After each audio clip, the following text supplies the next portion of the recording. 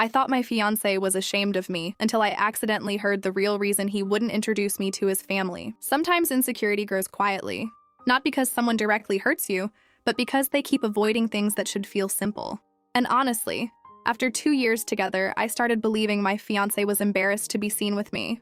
Because no matter how serious our relationship became, his family remained a complete mystery. I had no idea the real reason was something he'd spent years trying desperately to hide.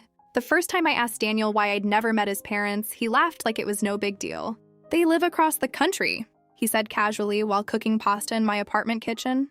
At the time, I accepted that answer, because honestly, early relationships survive on benefit of the doubt. But 2 years later, that excuse started feeling thinner every single time I heard it, especially after we got engaged. Most women spend engagement season meeting extended family members, planning holidays, talking about future traditions. Meanwhile, I still didn't even know Daniel's mother's birthday. That should have been my first warning. "Maybe we should visit them this summer," I suggested one evening while scrolling through vacation rentals. Daniel barely looked up from his laptop. "Flights are expensive right now." His answer came too quickly, too automatically. And honestly, that weird feeling returned again. The same feeling I'd been trying to ignore for months.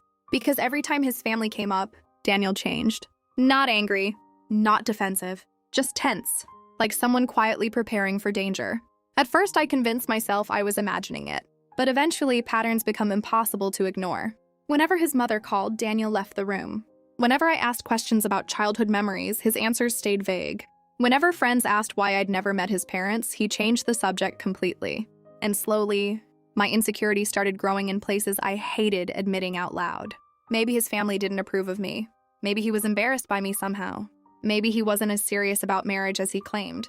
One night after dinner, I finally asked directly, "Are your parents ashamed of me?" Daniel looked genuinely shocked. "What? No." "Then why do I still feel like a secret?" The room went completely silent. Daniel immediately looked away. That hurt more than if he'd argued. Because people avoid eye contact when they don't know how to answer honestly. "It's complicated," he said quietly. I laughed softly in frustration. "Daniel, we're engaged. What exactly is complicated about introducing me to your family?" He rubbed both hands over his face tiredly. "You wouldn't understand." That sentence instantly made me angry. "Try me." But instead of explaining, Daniel stood up and started cleaning dishes that were already clean. Avoidance. Again. And honestly, that's when insecurity started turning into resentment. Because when someone refuses to let you into an entire part of their life, eventually you stop feeling loved fully. You start feeling managed. A few weeks later, Daniel told me his younger sister was getting married. At first, I got excited immediately. Finally. This was it. The moment I'd finally meet everyone. But then Daniel said something that completely crushed me. "I think it's better if I go alone." I genuinely thought I misheard him. What? He wouldn't even look at me. "It'll just create stress right now." Stress. I stared at him in disbelief. "I'm your fiancé." "I know."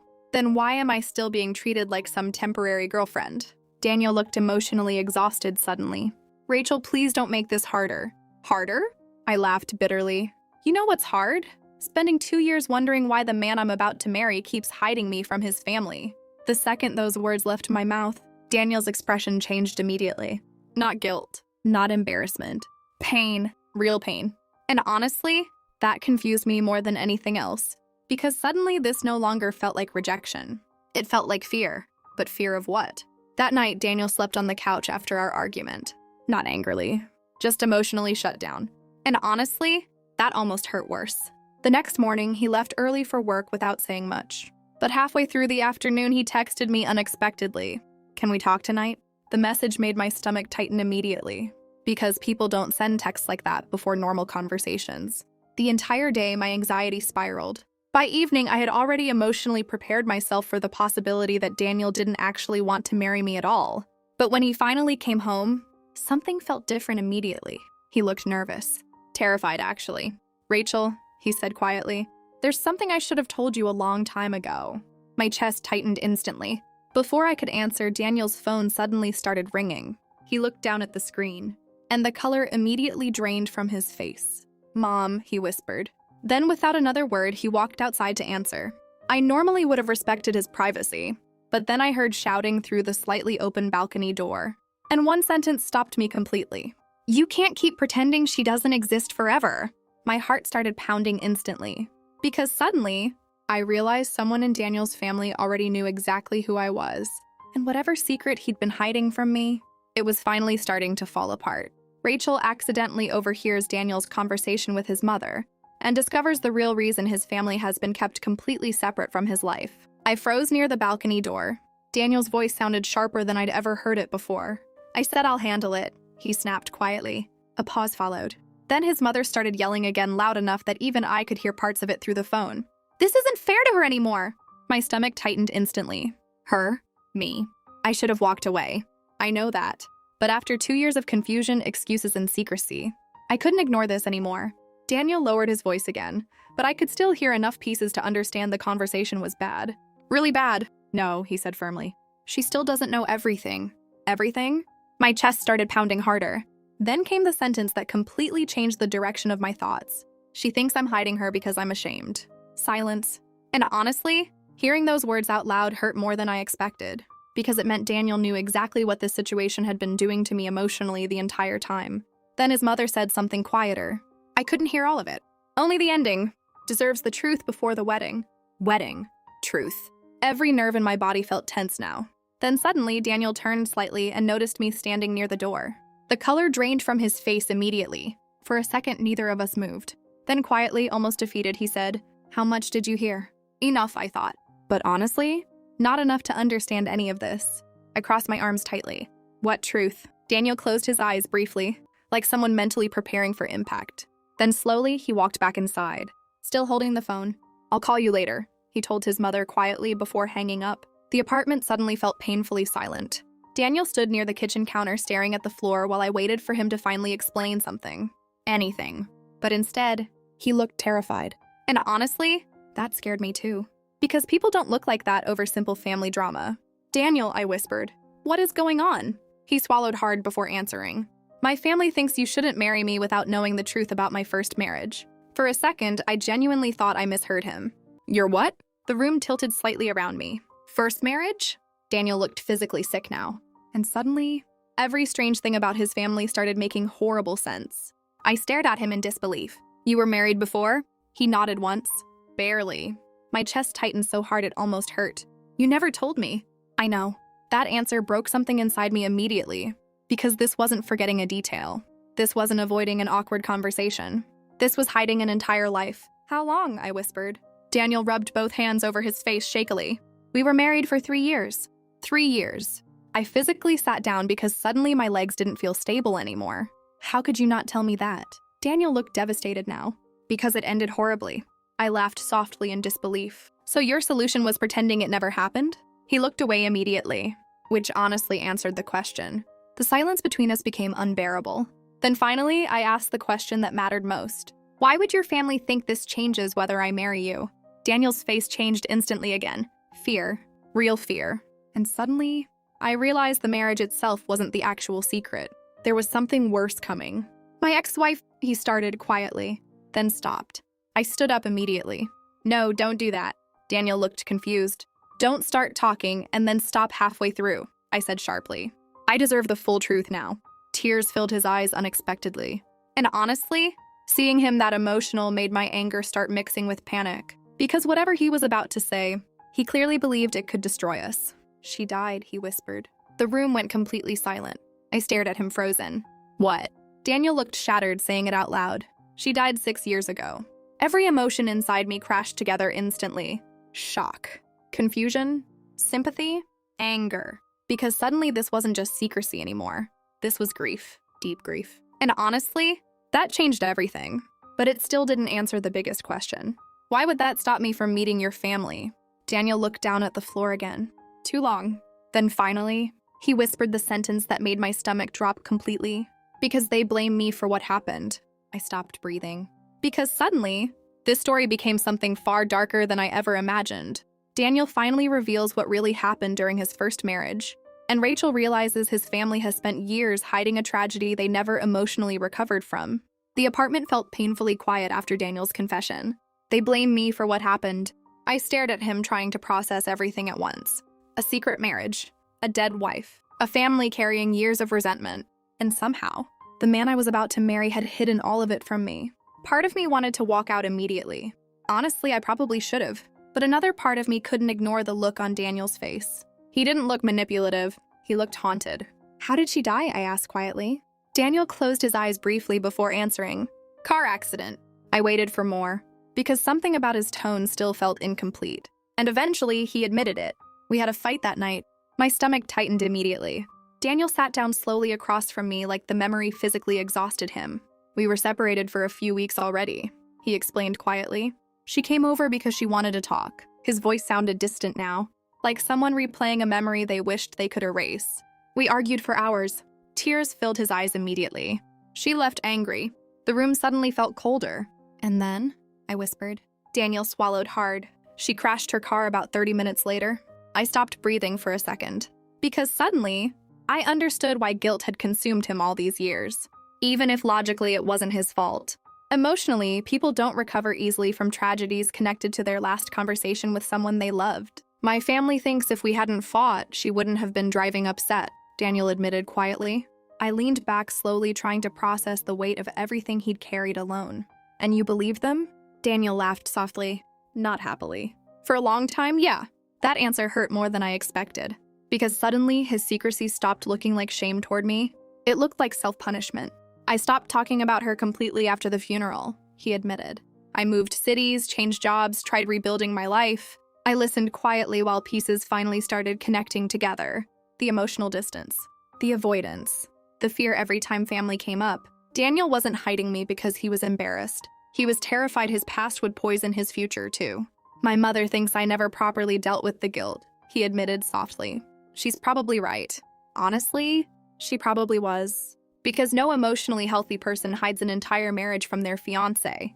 Not out of cruelty, out of fear. And honestly, that almost made this harder. If Daniel had simply been selfish or dishonest, anger would have been easier. But pain complicated everything. "Why didn't you trust me enough to tell me?" I asked quietly. That question visibly broke him. "I was scared you'd look at me differently." I didn't answer immediately. Because truthfully, I already did. Not because his wife died. Not because he carried grief. Because he decided for 2 years that I couldn't emotionally handle the truth. That changes intimacy, even when the reasons are tragic. Then quietly, Daniel admitted something else. "I almost told you 100 times. I looked at him carefully. "The night I proposed, I planned to tell you after dinner." My chest tightened. "But then you looked so happy," he whispered. "And I couldn't ruin it." That sentence explained his entire behavior perfectly. Avoidance disguised as protection. He kept delaying the truth because every moment started feeling too important to damage, until eventually the lie became too large to confront comfortably. "I wasn't trying to manipulate you," he said quietly. "I just didn't know how to bring this into our relationship without losing you." And honestly, that's the problem with unresolved grief. People stop making decisions logically. They start surviving emotionally. I sat quietly for a long time before asking the question still bothering me most. "So your family knows about me?" Daniel nodded slowly. "My mother's met pictures of you." That sentence felt strange somehow. Sad. "She wanted me to tell you everything before the engagement," he admitted. "And your father?" Daniel's expression darkened slightly. "He still thinks I shouldn't remarry." That hit me harder than expected. Not because his father disliked me personally. Because suddenly, I realized I was walking into a family still emotionally frozen in tragedy. And honestly, that terrified me. "Do you still love her?" I asked quietly. Daniel looked stunned by the question.